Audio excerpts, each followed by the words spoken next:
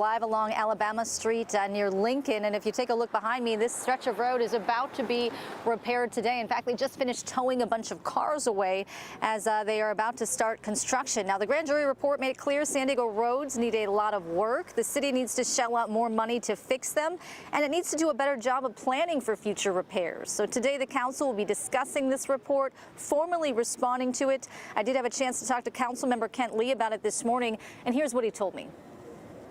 Generally, the city certainly agrees that our roads are in poor condition and they need a significant amount of work. I talk to constituents every day, and the number one issue that is often brought up is the condition of our roads. I think everyone in San Diego recognizes and acknowledges that.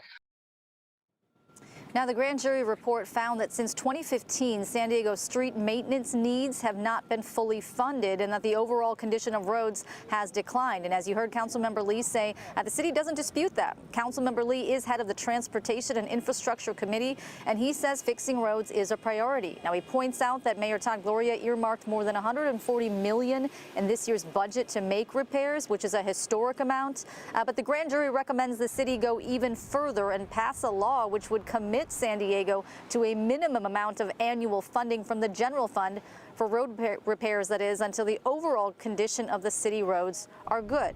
However, the city has said already that this recommendation isn't going to go forward because it isn't warranted. It said, quote, tying specific amounts of future general fund dollars to one program limits the ability of the city's decision makers to fluctuating revenues and future funding needs.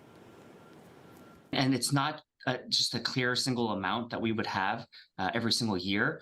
I think the simple answer we know is that we need more money than we are investing each year. Council members will be discussing this report at today's council meeting at City Hall. They'll be discussing it as well as voting on a formal response, and their response is pretty limited to agree, disagree, or requires more analysis. So that meeting gets underway at 2 p.m. at City Hall. Kelly Hessedall, CBS 8.